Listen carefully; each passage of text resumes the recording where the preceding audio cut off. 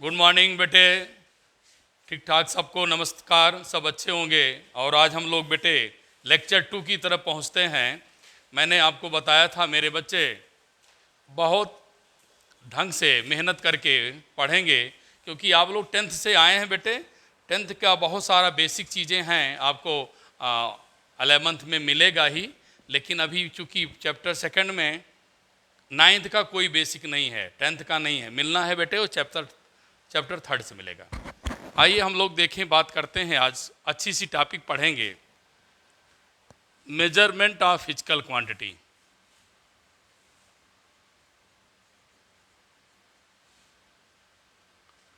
Measurement of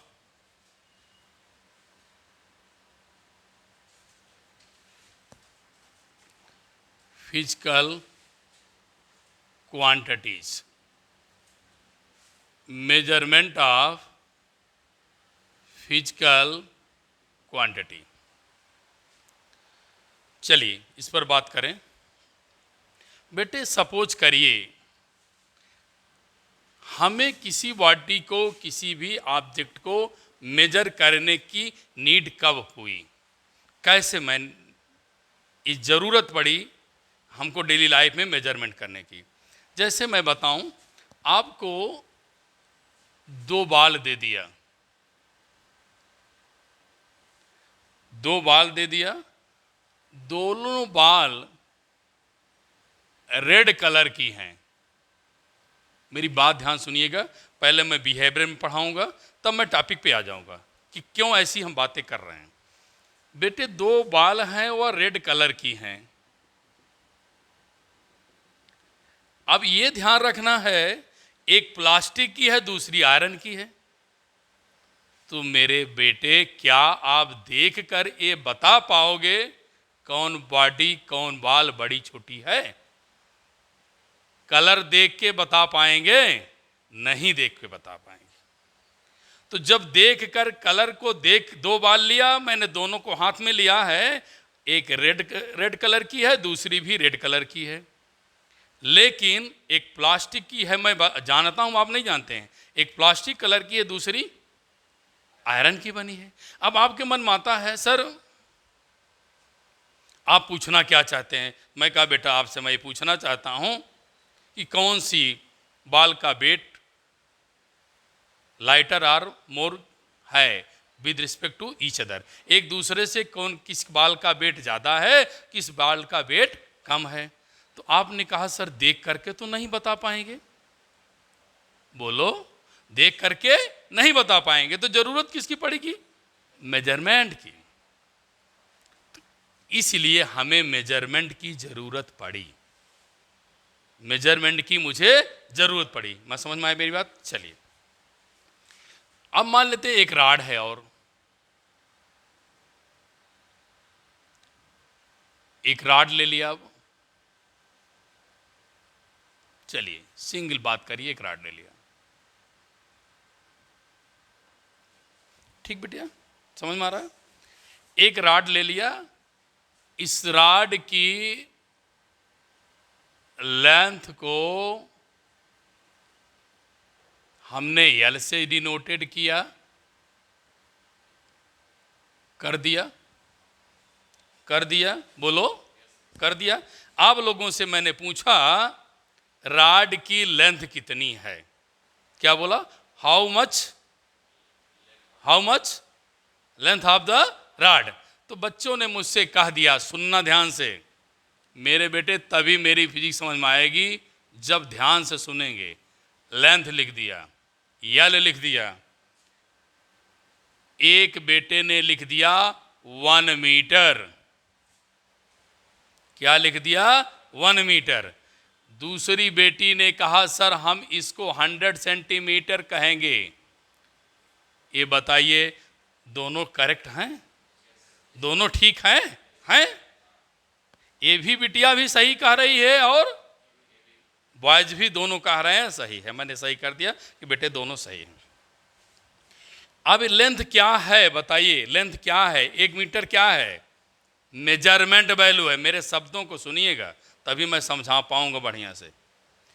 यल क्या है? Measurement value है कितनी है, 1 मीटर है। तो यह देखो क्या लिखा है, मैं मेजरमेंट आप क्या फिजिकल क्वांटिटी, मेरे बेटे लेंथ फिजिकल क्वांटिटी है। लेंथ क्या है, फिजिकल क्वांटिटी है। कल बताया था मैं लास्ट पहले वीडियो में, लेंथ फिजिकल क्वांटिटी है और लेंथ को क्या लिख दिया, 1 मीटर, 1 मीटर बराबर 100 सेंटीमीटर कर दिया। और लेंथ कैसी क्वांटिटी है, मेजर्ड फिजिकल क्वांटिटी है। कैसी क्वांटिटी है, मेजर्ड फिजिकल क्वांटिटी है। तो अब मैं आपको फिर नई बात बताने चल रहा हूं। इस मेजर क्वांटिटी के पास ध्यान से सुनना, इस मेजर क्वांटिटी के पास 1 क्या है, वैल्यू है, न्यूमेरिकल वैल्यू है। 1 से लेके 100 को क्या कहते हैं, न्यूमेरिकल वैल्यू। बोलो बेटा इसका नाम क्या है, न्यूमेरिकल वैल्यू। तो हमारे पास क्या है बेटे, क्या है, न्यूमेरिकल वैल्यू है। बोलो समझ में आया, पक्का। 1 नंबर है, क्या है, न्यूमेरिकल वैल्यू। मीटर क्या है, यूनिट। मीटर क्या है, यूनिट। अब बेटे मेरे जान जाइए आप, 2 थिंग्स,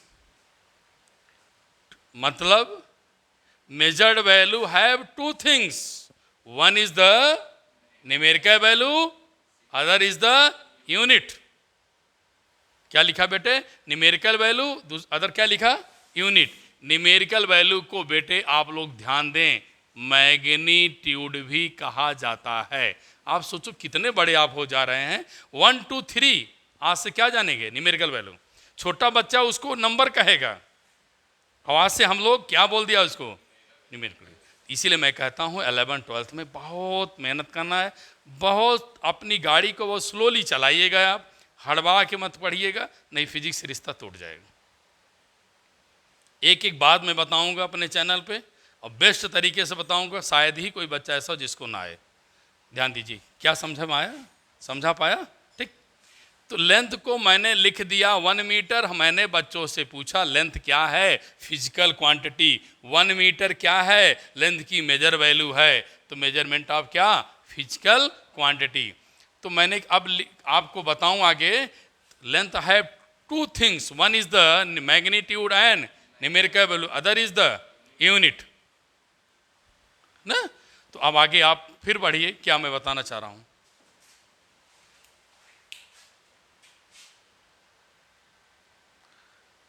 मैंने आपको 2 टॉपिक, इस टॉपिक के बारे में 2 थिंग्स बना दिया बेटा, न्यूमेरिकल वैल्यू एंड यूनिट।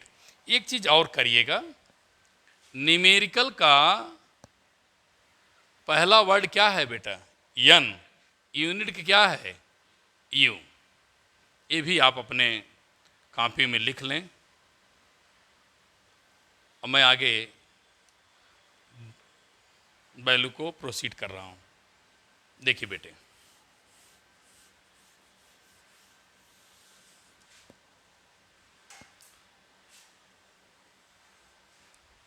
ठीक। अब आपको कहना क्या चाहता हूं, मेरी बात ध्यान से सुनना बेटे। आप लोग इतना टफ कभी फिजिक्स पढ़ा नहीं है और मैं कैसे इजी कर रहा हूं, बस आपको केयर करके ध्यान से केयरफुली इसको सुनना है। अगर लेंथ की वैल्यू, ध्यान सुनना, लेंथ की वैल्यू किसी ने 1 मीटर कहा, किसी ने 100 मीटर कहा, तो लेंथ को आप मान लीजिए यल है। इसको आप मान लीजिए थोड़ी देर के लिए यल भी लीजिए और एक्स मान लीजिए। लेंथ को क्या मान लिया, एक्स मान लिया। सुनना बेटे ध्यान से, 1 लिख दिया मैग्नीट्यूड, यम क्या लिख दिया, यूनिट। 100 क्या लिख दिया, 100 क्या है, यूनिट। मैग्नीट्यूड है, सॉरी मैग्नीट्यूड है या न्यूमेरिकल वैल्यू है, न्यूमेरिकल वैल्यू है या क्या है, यूनिट है। अब आइए बेटे सेंटीमीटर पे। सेंटीमीटर भी क्या है आपका, यूनिट है। तो मैं कहना क्या चाह रहा हूं, मैं इसे x लिख दिया, ये न्यूमेरिकल वैल्यू है, न्यूमेरिकल का पहला वर्ड्स n, तो बिटिया हमने n लिख दिया। मीटर यूनिट है, यूनिट का पहला वर्ड u, तो मैंने u लिख दिया। फिर न्यूमेरिकल का पहला शब्द n, मैंने n लिख दिया। यूनिट का पहला वर्ड्स क्या हुआ, u। लेकिन यहाँ 1 है, यहाँ क्या है 100, तो इसको 1 मानो, इसको 2 मानो। ये मीटर है, ये क्या है सेंटीमीटर, इसको यूनिट को 1 मानो, इसको 2 मानो। बोलो माना कि नहीं माना? मेरी बेटे, मेरे बच्चे बताओ, यह वैल्यू इसके बराबर है? सभी क्या हैं, सेम हैं। सभी क्या हैं, सेम हैं। आपने 9th में पढ़ा है कंजर्वेशन ऑफ मोमेंटम, जब वैल्यू इक्वल हो जाएं तो उसके इक्वल कांस्टेंट मान लिया जाता है। इसका हमारा कहने का मतलब है आप x लिखें, n लिखें, u लिखें और n लिखें, x लिखें, u लिखें और इसके आगे क्या लगा दें, कांस्टेंट लगा दें। बोलो क्यों, ये मुझे फिर समझाना है।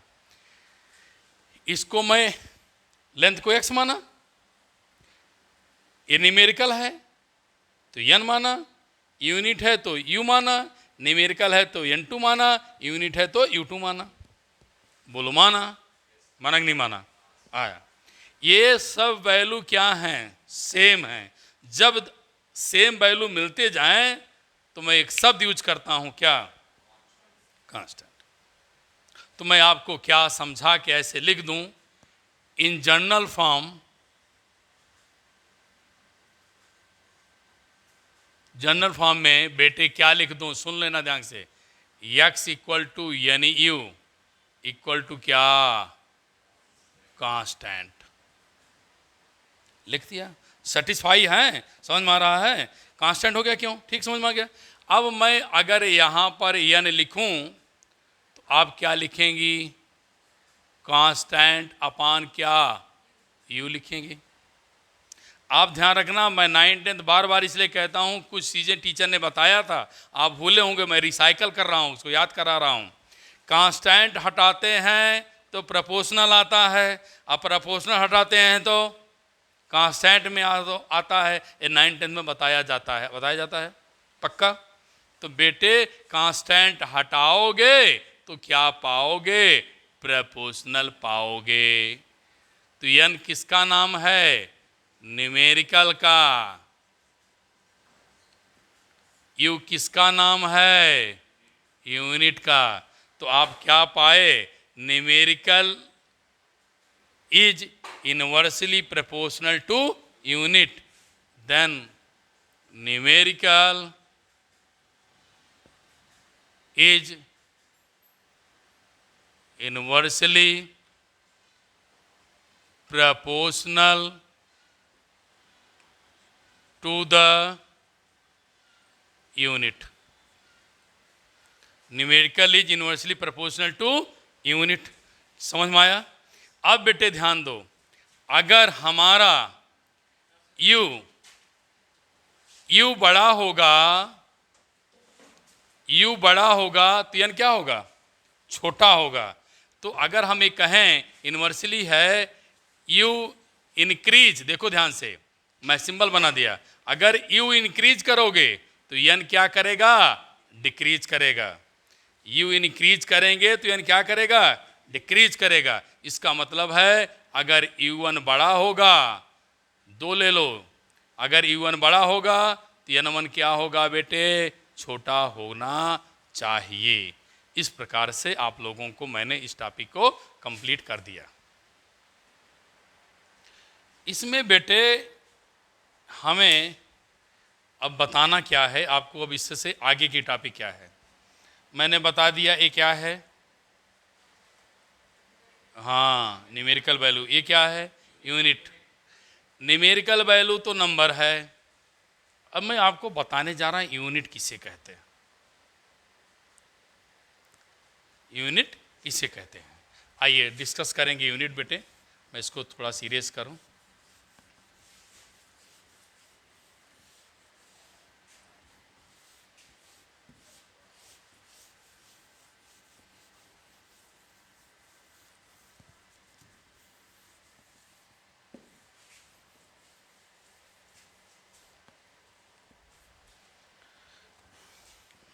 मैं आपको यूनिट तो लिख दिया, लेकिन अभी डिफिनीशन नहीं बताऊंगा। मेरा मकसद है आपको समझाना, इसलिए चलो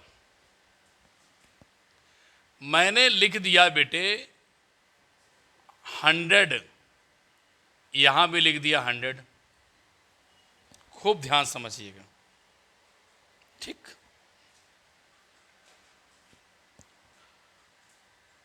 इसके आगे लगा दिया मीटर, लगा दिया ना। ये बेटे लेंथ भी हो सकती है, डिस्प्लेसमेंट भी हो सकता है। बोलो, बोलते नहीं आप लोग। डिस्टेंस भी हो सकता है, डिस्प्लेसमेंट भी हो सकता है, सरकमफ्रेंस भी हो सकता है। तो मैं बहुत कम ही अभी लिख रहा हूँ। ये लेंथ भी हो सकती है और डिस्टेंस भी हो सकती है। कैसे जाना? यूनिट लगाने से। बोलो यार, यूनिट लगाने से। अगर मैं अब यूनिट यहां भी लगाया और स्क्वायर लिख दिया, तो मेरे बेटे बोलो अब क्या कहोगे? क्या है ये? हाँ, क्या है? एरिया है। फिर बेटे 100 मीटर क्यूब कर दिया। बोलो वॉल्यूम। अब बताइए, मैं कल अपनी क्लास में बताया हूं, इन सब को क्या कहते हैं? Physical quantities. इसे क्या कहते हैं बेटे? Physical quantity. बोलो क्या कहते हैं इसे? Physical quantities. फिजिकल क्वांटिटी है ना। और ये डिराइव फिजिकल क्वांटिटी है, लेकिन कहने का मतलब क्या है? फिजिकल क्वांटिटी है कि नहीं? बोलो, बोलो यार।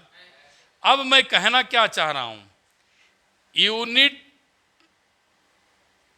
लगा देने से, ऑर्डर में ले देने से, नंबर के सामने यूनिट ले देने से फिजिकल क्वांटिटीज निकल आती हैं।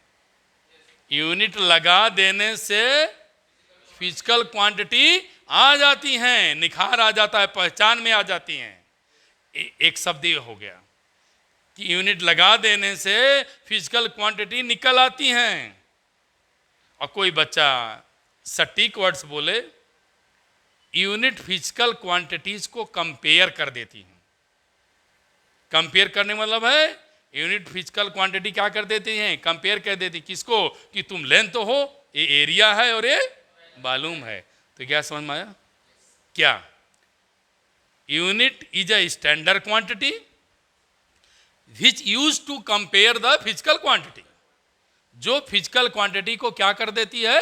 कंपेयर कर देती है, बता देती है आप कौन है, आप कौन है, अलग अलग कर देती है। तो यूनिट क्या हुई? समझ में आया?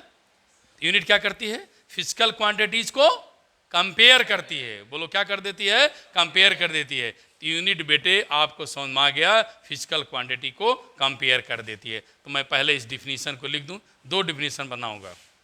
लिखेंगे इट इज अ, आप लोग भी लिखेंगे, standard quantity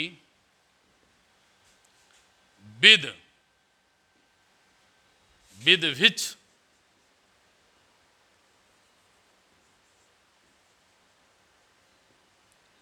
a physical quantity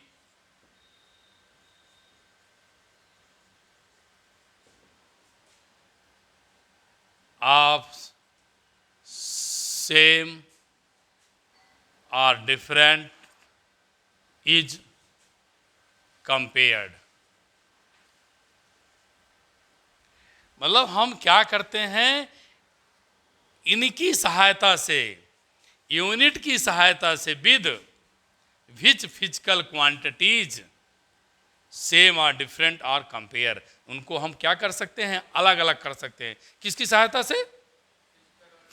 बोलो यूनिट की सहायता। कैसे? मान लेते हैं मैंने इनको एक बॉक्स में रख देता, मैंने इनको एक बॉक्स में रख देता या रख दिया होता, और कहता जो बच्चा जिस नंबर को उठाएगा यूनिट की सहायता से उसको नाम को रिप्रेजेंट करेगा। तो जो इसको उठाता तो कहता मैं वॉल्यूम ले लिया, जो इसको उठाता वो कहता एरिया ले लिया, जो इसको उठाता वो क्या कहता हम लेंथ ले लिए। नहीं समझ में आया? बोलो, समझ में आया ना? तो क्या किया, कंपेयर कर दिया, यूनिट देख के हमने क्या किया, सबको अलग अलग कर दिया, उनको सबको बांट दिया। तो वही मैं लिखा हूं, it is standard quantity with which a physical quantity of same या डिफरेंट इज कंपेयर्ड। दूसरा, एक और छोटी सी definition, in order measure a physical quantities a standard is required। क्या लिख रहा हूं, स्टैंडर्ड इज रिक्वायर्ड। अब ये शब्द को आप लोग समझिए बेटे, इस वर्ड को क्या लिखा हूं, in order to measure a physical quantities a standard is required. एक स्टैंडर्ड की जरूरत पड़ती है, बिना उसके हम नहीं फिजिकल क्वांटिटी मेजर कर सकते हैं। दैट इज क्या है बेटे, रिक्वायर्ड इज कॉल्ड यूनिट। इसका मतलब हुआ कि किसी भी फिजिकल क्वांटिटी को बताने जब चलोगे तुमको नंबर भी चाहिए और यूनिट भी चाहिए। तो वही ये कह रहा है, in order measure physical quantity, physical quantity को मेजर करने के ऑर्डर में, उसकी दिशा में चलने में एक स्टैंडर्ड है जिसकी जरूरत पड़ती है, उसका नाम क्या है, यूनिट। तो शायद आज मैं आपको समझा पाया। 9 से आज तक आप लोग कन्फ्यूजन में अगर रहे होंगे तो मैं शायद क्लियर कर दिया कि यूनिट क्या करती है, दो फिजिकल क्वांटिटीज़ को, नंबर को कंपेयर करती है। दो फिजिकल क्वांटिटी को क्या कंपेयर करती है, और किसी भी वैल्यू को अगर मेजर करते हैं, in order to measure we need to standard value that is known as unit. समझ में आ गया?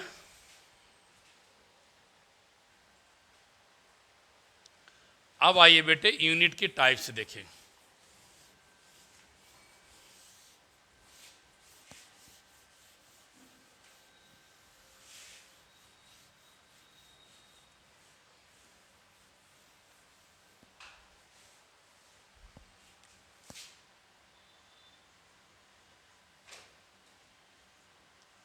यूनिट के दो टाइप्स हैं।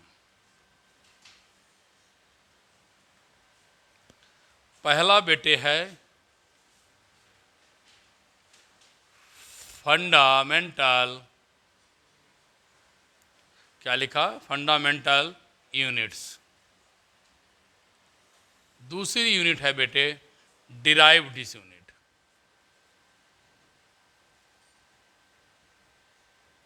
दूसरी यूनिट आपकी है क्या, डिराइव यूनिट। अब बेटे फंडामेंटल यूनिट्स क्या हैं, तो मैं बताऊं, कल बताया था 7 फंडामेंटल यूनिट्स भी हैं ना। तो 7 फंडामेंटल क्या हैं, फिजिकल क्वांटिटी हैं। 7 फंडामेंटल क्वांटिटी, मैं भी डिफिनीशन नहीं लिख रहा हूं, ध्यान रखना। क्या 7 फंडामेंटल, मास, लेंथ, आगे टाइम, टेम्परेचर, इलेक्ट्रिक करंट, ना बेटे 1 2 3 4 5 6 luminous intensity, luminous of intensity, amount of substance।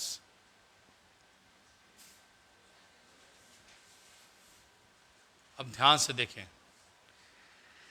अब ध्यान सुनिए, मास की यूनिट क्या होती है बेटे, किस में मेजर किया जाता है, केजी में, लेंथ को मीटर में, टाइम को, टेम्परेचर को केल्विन, करंट को एम्पियर, अमाउंट ऑफ सर्वेन इंटेंसिटी कैंडिला। और इसकी यूनिट क्या होती है बेटे, मोल। यूनिट में MOL E नहीं लिखते हैं, MOL ही लिखते हैं। अब मैं डिफिनीशन बना रहा हूँ। ये सब क्या है बेटा, बोलो। ये फंडामेंटल क्या है, फिजिकल क्वांटिटी हैं। तो अब इनका नाम क्या है, फंडामेंटल यूनिट्स है। लेफ्ट साइड क्या नाम है, fundamental physical quantity. Right side क्या नाम है, फंडामेंटल यूनिट्स। तो अब डिफिनीशन बना लो, द यूनिट इन विच, अब आपने कहा है वही मैं लिख रहा हूं, लेफ्ट साइड को क्या कहा, फंडामेंटल क्वांटिटी। इसको क्या नाम दिया, fundamental units, fundamental physical quantity. अब आइए क्या लिख रहा हूं, the unit in which the fundamental quantities are expressed। क्या लिखा बेटा, एक्सप्रेस। एक्सप्रेस मीन्स रिप्रेजेंट किए जाते हैं, एक्सप्रेस्ड रिप्रेजेंट किए जाते हैं। अब हम शायद आपको समझा पाए। ये सब क्या है, फंडामेंटल फिजिकल क्वांटिटी हैं। ये सब क्या है, फंडामेंटल यूनिट्स हैं। तो मैं क्या लिखा, the unit in which, the unit in which the fundamental quantities are express. Fundamental quantities को जिस यूनिट से रिप्रेजेंट करते हैं उन्हें मैं क्या बोलता हूं, फंडामेंटल यूनिट्स। पक्का गया, पक्का गया, बोलिए। द यूनिट यूज्ड, ऐसे भी लिख सकते हैं, the unit use in physical fundamental quantity, the unit use in fundamental physical quantity is known as fundamental units. बस। अब आगे देखिए, derive, the unit obtained, the unit obtained from fundamental, क्या बोलो, यूनिट्स और डिराइव यूनिट। जो fundamental से मिलती हैं उनका नाम क्या है, डिराइव यूनिट्स है। जैसे बेटे एरिया को अभी आपने क्या लिखा था, याद है, मीटर स्क्वायर। वॉल्यूम्स को क्या लिखा था, मीटर का क्यूब। तो मीटर तो क्या है, फंडामेंटल यूनिट्स है, लेकिन मीटर क्यूब क्या है, डिराइव यूनिट्स है। अभी देखो ये मीटर क्या है, फंडामेंटल है, लेकिन पावर लगा दिया तो क्या नाम हो गया, डिराइव यूनिट्स हो गई।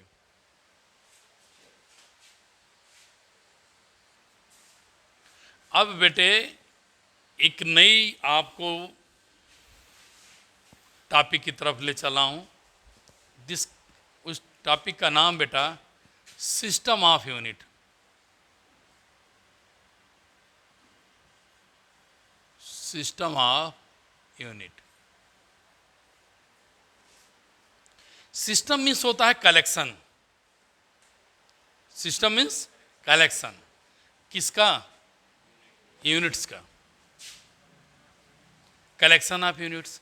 तो बताओ बेटे, कलेक्शन कर रहा है यूनिट का, तो यूनिट कितनी हैं, कितनी यूनिट्स हैं, दो ही हमारे पास यूनिट्स है ना। कौन, फंडामेंटल यूनिट्स, कौन, डिराइव यूनिट। तो क्या लिख सकते हैं, combination of fundamental units and derive units is known as system. तो अब आप इसको देखें, लिखें, collection of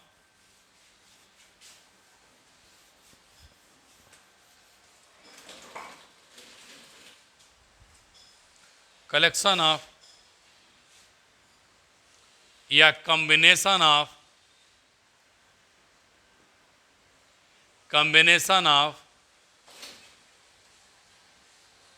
fundamental and derived units is called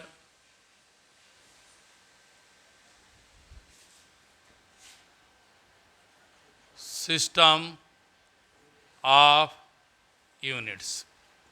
उसे क्या बोलेंगे बेटे? सिस्टम ऑफ यूनिट्स बोलेंगे। उसके बाद बात आती है बेटे, हम आगे क्या पढ़ेंगे। सिस्टम ऑफ यूनिट के बाद बेटे हुआ क्या बेटे कि बहुत पहले 18-19 के सेंचुरी में लगभग बहुत सारे कंट्रीज जो है अलग अलग अपनी यूनिट्स को पढ़ते थे।